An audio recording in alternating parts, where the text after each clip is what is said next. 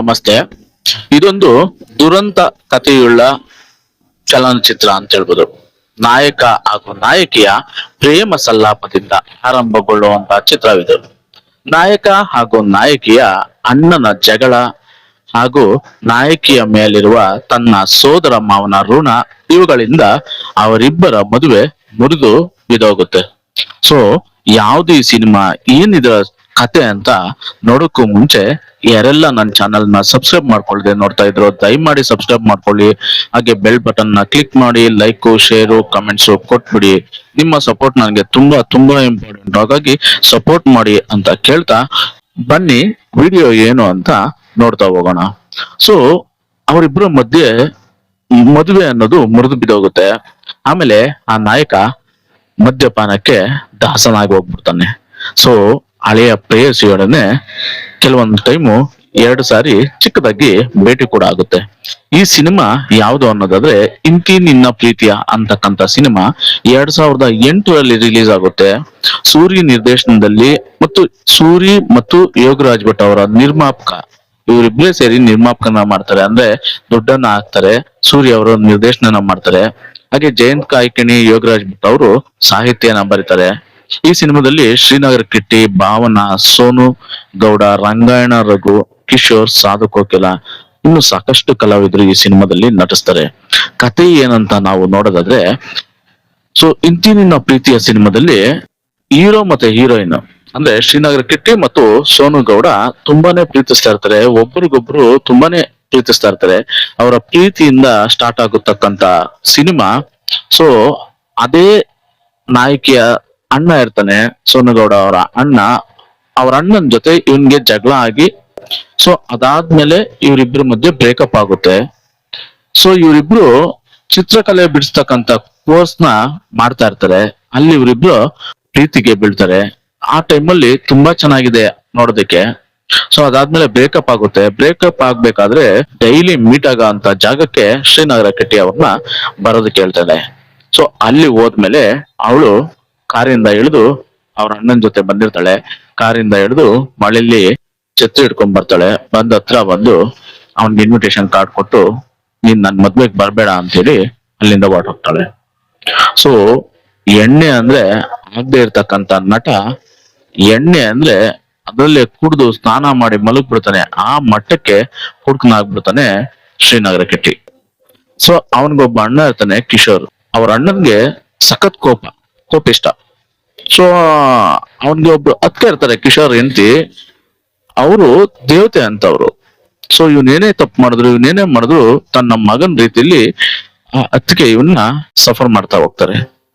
So Kishore ಇವನು ಕುಡಿಯೋದು ನೋಡಿ ತುಂಬಾ ಹೊಡಿತಾನೆ, ಮನೆಯಿಂದ ಆಚೆ ಹಾಕ್ತಾನೆ, ಏನೇನೋ ಮಾಡ್ತಾನೆ. ಸೊ ಆದ್ರೆ ಸರಿ ಹೋಗಲ್ಲ. ಆಗ ವಿಪರೀತ ಕುಡಿಯೋದನ್ನ ನೋಡ್ದನು ಒಂದ್ಸರಿ ಯೋಚನೆ ಮಾಡ್ತಾನೆ, ಇವನ್ಗೊಂದ್ ಮದುವೆ ಮಾಡಿ ಒಂದು ಬೇರೆ ಹಾಕ್ಬಿಟ್ರೆ ಸರಿ ಹೋಗುತ್ತೆ ಅಂತ ಯೋಚನೆ ಮಾಡಿ ಒಂದು ಮದುವೆನ ಮಾಡೋದಕ್ಕೆ ರೆಡಿ ಆಗ್ತಾನೆ. ಸೊ ಆಗ ಭಾವನನ ಇವನು ಮದುವೆ ಮಾಡ್ಕೊಡ್ತಾನೆ. ಸೊ ತುಂಬಾ ಆಸೆಗಳು ಕನಸುಗಳನ್ನ ಇಟ್ಕೊಂಡ್ ಬಂದಂತ ಭಾವನ, ಸೊ ಅವ್ರ ಮೊದಲ ರಾತ್ರಿಯಲ್ಲೇ ಸೊ ಡಿಸಪಾಯಿಂಟ್ ಆಗುತ್ತೆ. ಅವನು ಕುಡಿದು ಮಲ್ಕೊಂಡ್ಬಿಡ್ತಾನೆ. ಸೊ ಅಲ್ಲೊಂದು ಹಾಡಿದೆ, ತುಂಬಾನೇ ಚೆನ್ನಾಗಿದೆ. ಸೊ ಅದ್ಭುತವಾದ ಹಾಡು. ಹಾಗೆ ನಡೀತಾ ಇರ್ಬೇಕಾದ್ರೆ ಅವರಿಬ್ಬರ ಮಧ್ಯೆ ಒಂದು ಹೆಣ್ಣು ಮಗುವಿಗೆ ಜನ್ಮನ ಕೊಡ್ತಾಳೆ ಭಾವನ. ಸೊ ಹೆಣ್ಣು ಮಗುವಿಗೆ ಜನ್ಮ ಕೊಟ್ಮೇಲೆ ಅವನು ಮಾಮೂಲಿ ಅದೇ ಕುಡಿಯೋದು ಅದು ಇದು ಮಾಡ್ಕೊಂಡಿರ್ತಾನೆ. ಸ್ನೇಹಿತರ ಹತ್ರ ಎಲ್ಲ ದುಡ್ಡು ಕೇಳಿ ಕಾಡಿ ಬೇಡಿ ಈಸ್ಕೊಂಡು ಕುಡಿತಾ ಇರ್ತಾನೆ. ಸೊ ಒಂದ್ಸರಿ ಸ್ನೇಹಿತರನ್ನೆಲ್ಲ ಮನೆಗ್ ಕರ್ಕೊಂಡ್ಬಂದು ಕುಡಿತಾ ಇರ್ತಾನೆ. ಆಗ ಒಬ್ಬ ಅದ್ರಲ್ಲಿ ಇದ್ದಕ್ಕಂತ ಅವನ ಸ್ನೇಹಿತರಿದ್ರಲ್ಲ, ಅದ್ರಲ್ಲಿ ಒಬ್ಬ ಅವರ ಹೆಂಡತಿ ಮೇಲೆ ಕಣ್ಣಾಕ್ತಾನೆ. ಅವನ ನೋಟ ಸರಿ ಇರಲ್ಲ. ಅದನ್ನ ತಿಳಿದವಂತವನು ಅವನ ಹೆಂಡತಿ ಹೇಳಿದ್ಮೇಲೆ ಹೋಗಿ ಅವ್ರನ್ನ ಹೊಡಿತಾನೆ. ಹೊಡೆದಾದ್ಮೇಲೆ ಕುಡಿಯೋದನ್ನ ಬಿಡಬೇಕು ಅಂತ ಡಿಸೈಡ್ ಮಾಡ್ಕೊಂಡು ಕುಡಿಯೋದನ್ನ ಬಿಡ್ತಾನೆ. ಸೊ ಸುಂದರವಾದ ಸಂಸಾರ ಇವ್ರದ್ದಾಗುತ್ತೆ. ಗಂಡ ಹೆಂಡತಿ, ಒಂದ್ ಮಗು. ಸೊ ಬಾಡಿಗೆ ಮನೆಯಲ್ಲಿ ಸುಂದರವಾದ ಸಂಸಾರನ ನಡೆಸ್ತಾ ಇರ್ತಾರೆ. ಒಂದ್ಸರಿ ಜೋರಾದ ಮಳೆ ಬರುತ್ತೆ. ಆ ಮಳೆ ಬಂದಾಗ ಮೇಲೆ ಟೆರೆಸ್ ಮೇಲೆ ನೀರೆಲ್ಲ ಕಟ್ಕೊಂಡ್ಬಿಟ್ಟಿರುತ್ತೆ. ಅದನ್ನ ತೆಗೆಯೋದಿಕ್ಕಂತ ಹೆಂಡತಿ ಮೇಲೆ ಹೋಗ್ತಾಳೆ. ಮಳೆಯಲ್ಲಿ ತೆಗಿಬೇಕಾದ್ರೆ ಪೈಪಲ್ಲಿ, ಸೊ ಮನೆ ಪಕ್ಕದಲ್ಲೇ ಕರೆಂಟ್ ತಂತಿಗಳು ಅದು ಹೋಗಿರ್ತವೆ. ಒಂದು ಸಲಾಕೆ ಕಂಬಿ ತಗೊಂಡು ಅದನ್ನ ಪೈಪ್ ಒಳಗಡೆ ಹಿಂಗ್ ಸೇರಿಸಿ ತೂರಿಸ್ಬೇಕಾದ್ರೆ ಆ ಪೈಪಿಂದ ಆಚೆ ಬಂದು ಆ ಸಲಾಕೆ ವೈರ್ಗೆ ಟಚ್ ಆಗುತ್ತೆ, ಅಂದ್ರೆ ಎಲೆಕ್ಟ್ರಿಕ್ ತಂತಿಗಳಿಗೆ ಟಚ್ ಆಗುತ್ತೆ. ಆಗ ಅವಳಿಗೆ ಎಲೆಕ್ಟ್ರಿಕ್ ಶಾಕ್ ಆಗಿ ತೀರ್ಕೊಂಡ್ಬಿಡ್ತಾಳೆ. ಸೊ ಕುಡಿಯೋದನ್ನ ಬಿಟ್ಟಿದ್ದಂತ ಶ್ರೀನಗರ ಕಿಟ್ಟಿ ಅವನ ಹೆಂಡತಿ ಸುತ್ತದ್ಮೇಲೆ ಮತ್ತೆ ಕುಡಿಯೋದಕ್ಕೆ ಶುರು ಮಾಡ್ತಾನೆ. ಸೊ ಎಷ್ಟೇ ಹೇಳಿದ್ರು ಯಾರೇ ಹೇಳಿದ್ರು ಕೇಳಲ್ಲ. ಸೊ ಆಮೇಲೆ ಎದೆ ತುಂಬಿ ಆಡುವನು ಅಂತಕ್ಕಂಥ ಪ್ರೋಗ್ರಾಮ್ ಅಲ್ಲಿ ಸೊ ಅವರ ಮಗಳು ಆಡೋದಕ್ಕೆ ಅಂತ ತಯಾರಿ ಆಗ್ತಾಳೆ. ಸೊ ಸ್ಕೂಲ್ಗೆ ಹೋಗ್ತಾ ಇರ್ತಕ್ಕಂಥ ಮಗಳು. ಸೊ ಅವ್ರ ಅಣ್ಣ ಅದಕ್ಕೆ ಎಲ್ಲ ಬಂದು ಮಗಳನ್ನ ಕರ್ಕೊಂಡು ಹೋಗ್ತೀರಿ ಅಂತ ಕೇಳ್ಕೊಂತಾರೆ. ಸೊ ಅವ್ರ ಅಮ್ಮ ತೀರ್ಕೊಂಡ್ಮೇಲೆ ಆದ್ರೆ ಆ ಮಗು ಅಪ್ಪನ ಬಿಟ್ಟು ಹೋಗೋದಕ್ಕೆ ರೆಡಿ ಇರಲ್ಲ. ಅವನು ಕೂಡ ಮಗಳನ್ನ ಕಳ್ಸೋದಕ್ಕೆ ರೆಡಿ ಇರಲ್ಲ. ಹಾಗೆ ಈ ಸಿನಿಮಾದಲ್ಲಿ SPB ಬಾಲಸುಬ್ರಹ್ಮಣ್ಯಂ ಅವರ ಎದೆ ತುಂಬಿ ಹಾಡುವನು ಅಂತಕ್ಕಂಥ ಪ್ರೋಗ್ರಾಮ್ ಇರುತ್ತೆ. ಆ ಪ್ರೋಗ್ರಾಮ್ಗೆ ನಾಯಕನ ಮಗಳು ಹೋಗಿರ್ತಾಳೆ. ಸೊ ಅಲ್ಲಿ ದೇಹಕ್ಕೆ ಉಸಿರೆ ಅಂತಕ್ಕಂಥ ಹಾಡನ್ನ ಆ ಮಗು ಆಡ್ತೈತೆ. ಆಗ SPB ಅವರು ಈ ಹಾಡಿಗೆ ಸ್ಫೂರ್ತಿ ಯಾರು, ನಿನಗೆ ಗುರುಗಳು ಯಾರು ಅಂತ ಕೇಳಿದಾಗ ನನ್ನಮ್ಮ ಅಂತ ಹೇಳ್ತಾಳೆ. ಈಗ ಏನ್ ಮಾಡ್ತಾ ಇದಾರೆ ಅಂದ್ರೆ, ಇಲ್ಲ ತೀರ್ಕೊಂಡಿದ್ದಾರೆ ಅಂತ ಹೇಳ್ತಾರೆ. ಸೊ ನಿಮ್ಮ ಅಪ್ಪ ಏನ್ ಮಾಡ್ತಾರೆ ಅಂತ ಕೇಳಿದ್ರೆ, ಅಪ್ಪ ಡೈಲಿ ಬೆಳಗ್ಗೆ ಸಂಜೆ ಜ್ಯೂಸ್ ಕುಡಿತಾರೆ, ಮನೇಲಿ ಮಲ್ಕೊಂಡಿರ್ತಾರೆ ಅಂತ ಹೇಳ್ತಾರೆ.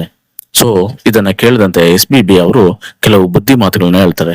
ಸೊ ಇಷ್ಟು ಮುದ್ದಾದ ಮಗು, ಇಷ್ಟು ಚೆನ್ನಾಗಿ ಟ್ಯಾಲೆಂಟ್ ಇರ್ತಕ್ಕಂಥ ಮಗು, ಸೊ ದಯಮಾಡಿ ಕುಡಿಯೋದನ್ನ ಬಿಡಿ, ಮಗುನ ಚೆನ್ನಾಗಿ ನೋಡ್ಕೊಳ್ಳಿ ಅಂತ ಬುದ್ಧಿ ಮಾತನ್ನ ಹೇಳ್ತಾರೆ.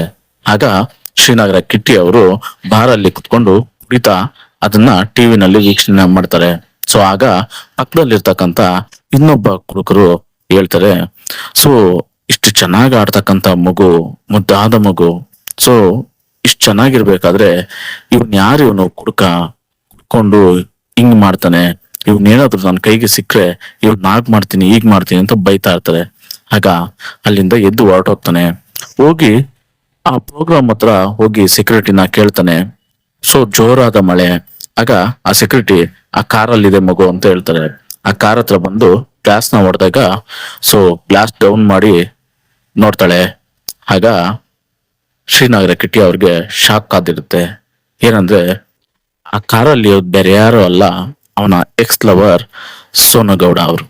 ಸೊ ಮೊದಲ ಪ್ರೇಯಸಿ, ಮಾಜಿ ಪ್ರೇಯಸಿ ಸೊ ಸೋನಗೌಡ. ಸೊ ಅವ್ರ ಮಗು ಕೂಡ ಅದೇ ಪ್ರೋಗ್ರಾಮ್ಗೆ ಬಂದಿರುತ್ತೆ. ಹಾಗಾಗಿ ಈ ಮಗುನ ಒಂಟಿಯಾಗಿ ಬಿಟ್ಟು ಹೋಗೋದಕ್ಕೆ ಅವಳದ್ ಇಷ್ಟ ಆಗದೆ ಆ ಮಗುನ ತನ್ನ ಕಾರಲ್ಲಿ ಕೂರ್ಸ್ಕೊಂತಾಳೆ. ಸೊ ಇದು ಅವರ ಇಬ್ಬರ ಎರಡನೇ ಭೇಟಿ ಮದ್ವೆ ಆದ್ಮೇಲೆ. ಸೊ ಮೊದಲನೇ ಭೇಟಿ ದೇವಸ್ಥಾನದ ಹತ್ರ ಇವನು ಕುಡ್ದು ಒಂದು ಚಿತ್ರನ ಬರೆದು ದೇವ್ರ ಚಿತ್ರನ ಮಲಗ್ ಬಿಟ್ಟಿರ್ತಾನೆ ನೆಲದಲ್ಲಿ. ಆಗ ಅವಳು ದುಡ್ಡು ಹಾಕೋದಿಕ್ಕೆ ಅಂತ ಹೋಗ್ತಾಳೆ. ಅವನನ್ನ ನೋಡಿ ಎಬ್ಸಿ ಮಾತಾಡಿಸ್ತಾಳೆ.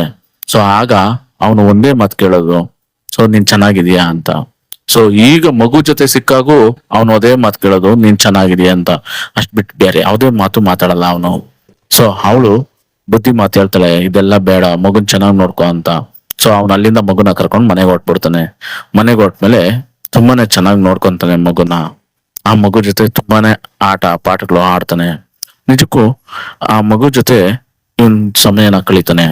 ಇಲ್ಲಿಗೆ ಸಿನಿಮಾ ಎಂಡ್ ಆಗುತ್ತೆ. ಸೊ ಇದ್ರಲ್ಲಿ ಇನ್ನೊಂದು ಭಕ್ತ ಪ್ರೇಮ ಇದೆ. ಸೊ ಹೀರೋ ಶ್ರೀನಗರ ಕಿಟ್ಟಿ ಅವರ ಮಾವ ರಂಗಾಯಣ ರಘುದು. ಸೊ ಅವನು ಒಂದನ್ನ ಪ್ರೀತಿಸ್ತಾ ಇರ್ಬೇಕಾದ್ರೆ ಅವಳು ರಸ್ತೆಯಲ್ಲಿ ಸತ್ತು ಅನಾಥ ಶವವಾಗಿ ಬಿದ್ದಿರ್ತಾಳೆ. ಸೊ ಆಗ್ಲಿಂದ ಅವನು ಕುಡಿತಕ್ಕೆ ಒಳಗಾಗ್ತಾನೆ. ಸೊ ಹಾಗೆ ಅವನು ಒಂದೊಳ್ಳೆ ಕೆಲಸನ ಮಾಡ್ತಾ ಇರ್ತಾನೆ. ಏನಂದ್ರೆ ಯಾವುದೇ ಅನಾಥ ಶವ ಕಂಡ್ರು ಅವನು ತನ್ನ ವ್ಯಾನ್ ಅಲ್ಲಿ ಹಾಕೊಂಡೋಗಿ ದಫನ್ ಮಾಡ್ತಾ ಇರ್ತಾನೆ. ಇದು ಅವನು ಒಳ್ಳೆ ಕೆಲಸ ರಂಗಾಯಣ ರಘುದು. ಸೊ ಈ ಸ್ಟೋರಿ ಒಂದ್ ಸ್ವಲ್ಪ ಎಲ್ರಿಗೂ ನಾಟುತ್ತೆ. ಹಾಗೆ ಶ್ರೀನಗರ ಕಿಟ್ಟಿ ಅವರ ಕುಡುಕನ ಸ್ಟೋರಿ ಒಂದ್ ಸ್ವಲ್ಪ ನಾಟುತ್ತೆ. ದಯಮಾಡಿ ಈ ಸಿನಿಮಾನ ನೋಡಿ, ಯಾರೆಲ್ಲ ಕುಡಿತೀರಿ ಅಂತಕ್ಕಂಥವ್ರು ಈ ಸಿನಿಮಾನ ಒಮ್ಮೆ ನೋಡಿ, ಕೊನೆವರೆಗೂ ನೋಡಿ, ನಿಮ್ಗೆ ಇಷ್ಟ ಆಗುತ್ತೆ. ಸೊ ಅದರಿಂದ ಸ್ವಲ್ಪ ಜನ ಆದ್ರೂ ಕುಡಿಯೋದನ್ನ ಬಿಡ್ತೀರಿ ಅಂತ ನನ್ನ ಅನಿಸಿಕೆ. ಹಾಗೆ ಈ ಸಿನಿಮಾನ ನಾನು ರಿಲೀಸ್ ಆದಾಗ 2008ರಲ್ಲಿ ಸೊ ಕಾಲೇಜ್ ಡೇಸು 2 ಸಾರಿ ಈ ಸಿನಿಮಾನ ನಾನು ಥಿಯೇಟರ್ ಅಲ್ಲೇ ನೋಡಿದ್ದೆ. ತುಂಬಾ ಅದ್ಭುತವಾದ ಮೂವಿ. ಸೂರಿ ಮತ್ತು ಯೋಗರಾಜ್ ಭಟ್ ಅವರ ದುಡ್ಡು ಹಾಕಿ ಈ ಸಿನಿಮಾಗೆ ಜಯಂತ್ ಕಾಣ್ಕಿಣಿ ಹಾಗೂ ಯೋಗರಾಜ್ ಭಟ್ ಅವರ ಸಾಹಿತ್ಯದೊಂದಿಗೆ ಸೂರಿ ನಿರ್ದೇಶನದಲ್ಲಿ ಮೂಡಿ ಬಂದಿರತಕ್ಕಂತ ಸಿನಿಮಾ. ಸೊ ಅದ್ಭುತವಾದ ಸಿನಿಮಾ. ಆಗಿನ ಕಾಲಕ್ಕೆ ಈಗ್ಲೂ ಕೂಡ ಪದೇ ಪದೇ ನೋಡ್ಬೇಕನ್ಸೋಂತ ಸಿನಿಮಾ, ಪದೇ ಪದೇ ಕೇಳಬೇಕಂತಕ್ಕಂತ ಹಾಡುಗಳು ಈ ಸಿನಿಮಾದ ಹಾಡುಗಳಂತೂ ವಂಡರ್ಫುಲ್ ಅಂತ ಹೇಳ್ಬೋದು. ಯಾಕಂದ್ರೆ ಸಂಗೀತ ಸಾಧು ಕೋಕಿಲ ಅವರು. ಸೊ ವಂಡರ್ಫುಲ್ ಸಂಗೀತ ಹಾಗೂ ವಂಡರ್ಫುಲ್ ಹಾಡುಗಳು ಈ ಸಿನಿಮಾದಲ್ಲಿ ಅಂತ ಹೇಳೋದಕ್ಕೆ ಇಷ್ಟಪಡ್ತೀನಿ. ಸಿನಿಮಾ ಎಷ್ಟು ಕಾಡುತ್ತೆ ಅಂದ್ರೆ ನಿಜಕ್ಕೂ ಈ ಸಿನಿಮಾ ಒಂದು ಡಿಫ್ರೆಂಟ್ ಲವ್ ಸ್ಟೋರಿ, ಹಾಗೆ ಒಂದು ಒಳ್ಳೆ ಮೆಸೇಜ್ ಇರ್ತಕ್ಕಂತ ಕಂಟೆಂಟ್ ಅಂತ ಹೇಳೋದಕ್ಕೆ ನಾನು ಇಷ್ಟಪಡ್ತೀನಿ. ಓವರ್ ಆಲ್ ಸಿನಿಮಾ ನನಗೆ ತುಂಬಾನೇ ಇಷ್ಟ ಆಯ್ತು. ಯಾರೆಲ್ಲ ನನ್ನ ಚಾನಲ್ ನ ಸಬ್ಸ್ಕ್ರೈಬ್ ಮಾಡ್ಕೊಳ್ದೆ ನೋಡ್ತಾ ಇದ್ರು, ದಯಮಾಡಿ ಸಬ್ಸ್ಕ್ರೈಬ್ ಮಾಡ್ಕೊಳ್ಳಿ. ಹಾಗೆ ಈ ವಿಡಿಯೋನ ನೋಡಿ ಸಿನಿಮಾ ಕೂಡ ನೋಡಿ ನಿಮ್ಗೆ ಏನು ಅನಿಸ್ತು ಅನ್ನೋದನ್ನ ಕಮೆಂಟ್ ಅಲ್ಲಿ ತಿಳಿಸಿ ಅಂತ ಹೇಳ್ತಾ ಸಿಗೋಣ ಮತ್ತೊಂದು ವಿಡಿಯೋದಲ್ಲಿ.